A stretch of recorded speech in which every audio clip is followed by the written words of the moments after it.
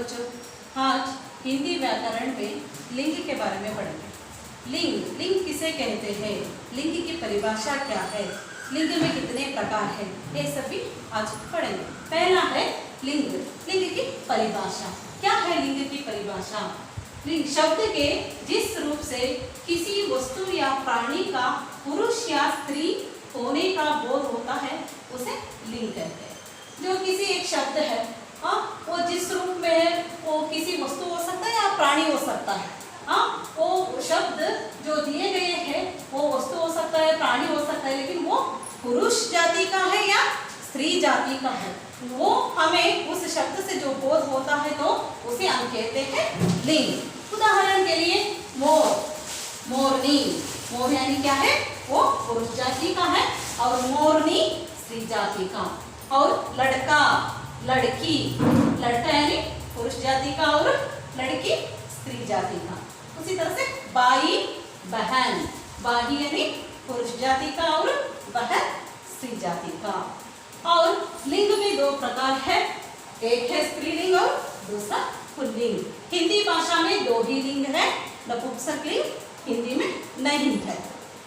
पहला है स्त्रीलिंग। क्या है स्त्रीलिंग की परिभाषा?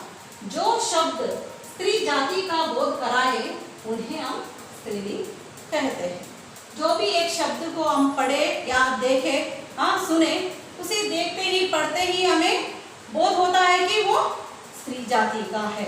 अब उदाहरण के लिए कमला, जो कमला शब्द को हम पढ़ते ही सुनते ही हमें लगता है कि वो स्त्री है। उस तरह से जो भी शब्द को हम पढ़ते हैं तो उससे हमें जो स्त्री जाति का है ऐसे जो बोध होता है तो उसे हम कहते हैं स्त्रीलिंग। उदाहरण के लिए कुछ उदाहरण यहाँ पर दिए, पुत्री, देवी, शिष्या, छात्रा, नारी, लड़की आदि। स्त्रीलिंग यानी क्या है आपने देखा। अब पुल्लिंग, पुल्लिंग यानी क्या है? जो शब्द पुरुष जाति का बोध कराए उन्हें पुल्लिंग कहा जाता है।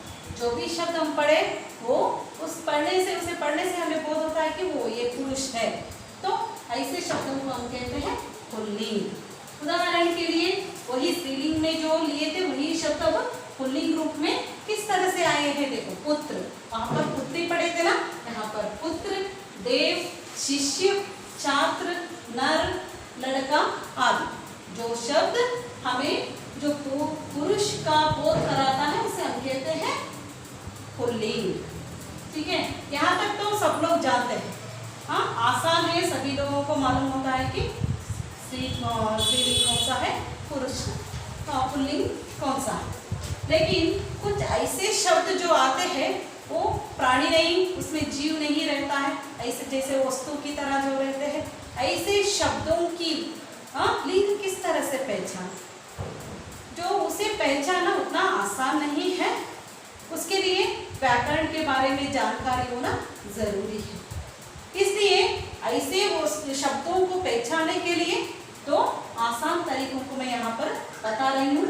लिंग पहचानने के दो तरीके, उसमें से पहला तरीका है वाक्य में आई क्रिया को देखकर। एक वाक्य है, उस वाक्य में संज्ञा जो आया रहता है उस संज्ञा कौन सा लिंग है पूछ सकते हैं। तो ऐसे एक संज्ञा शब्द की, वाक्य में आए हुए संज्ञा शब्द की लिंग कौन सा है वो पूछने पर उसमें अगर क्रिया और लिंग वाक्य जो क्रिया पर रहता है तो जो क्या क्रिया दिया गया है, क्रिया किस रूप में है, उसे देखकर हम निर्धारित कर सकते हैं कि उसमें आई हुई संज्ञा कौन सा लिंग है।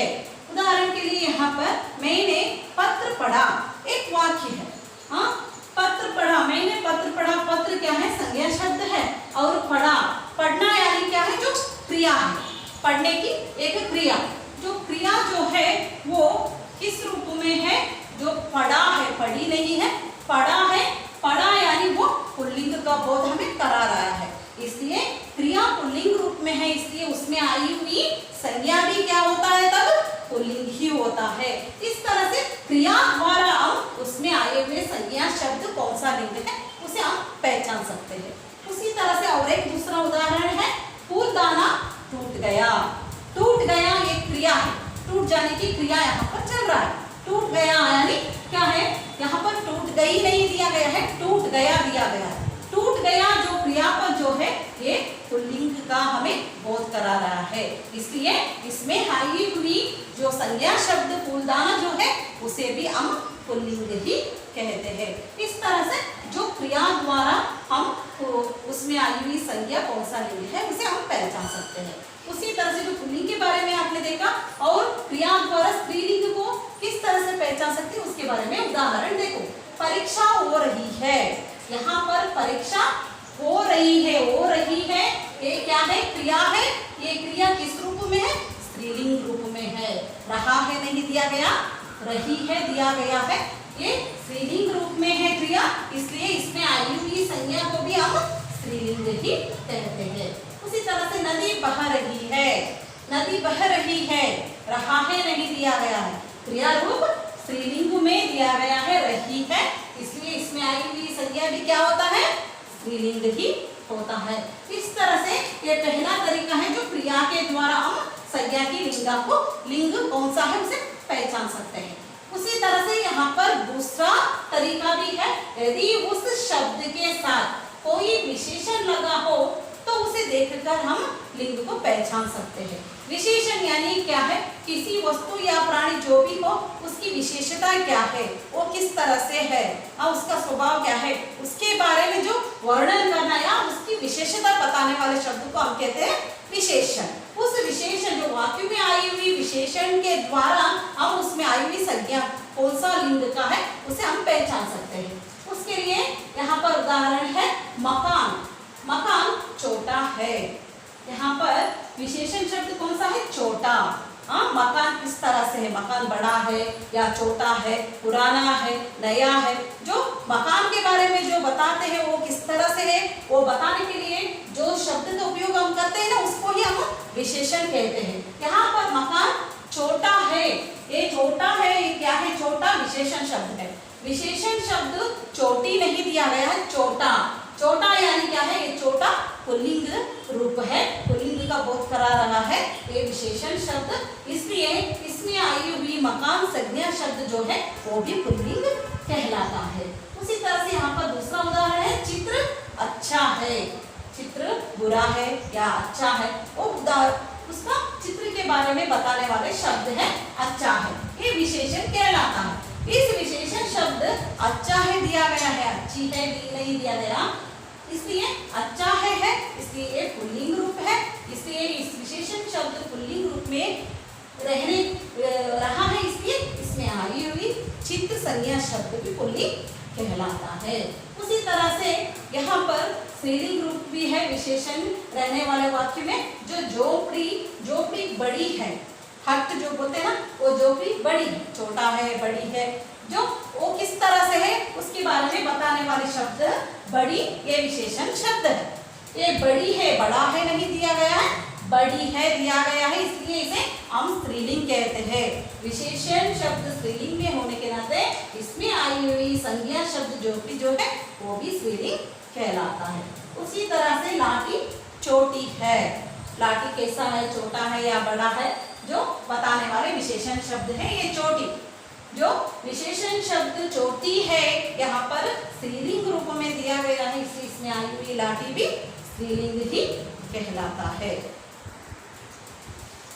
अब दो तरीके को आप लिंग को किस तरह से पहचाना है उसके बारे में दो तरीके मैं आपको बताया, वो वाक्य में अगर आता है तो उसे किस तरह से पहचाना है वो आपने देखा। अब कोई एक शब्द है, उस शब्द को वो स्त्रीलिंग है या पुल्लिंग किस तरह से पहचाना होगा, उसके लिए एक आसान तरीका है। वो क्या है, उस शब्द को हमें वाक्य में प्रयोग करना चाहिए, वाक्य में प्रयोग करके उसे पहचानना है कि वो स्त्रीलिंग है या पुल्लिंग है। उसके लिए कुछ उदाहरण यहाँ पर दी हूँ।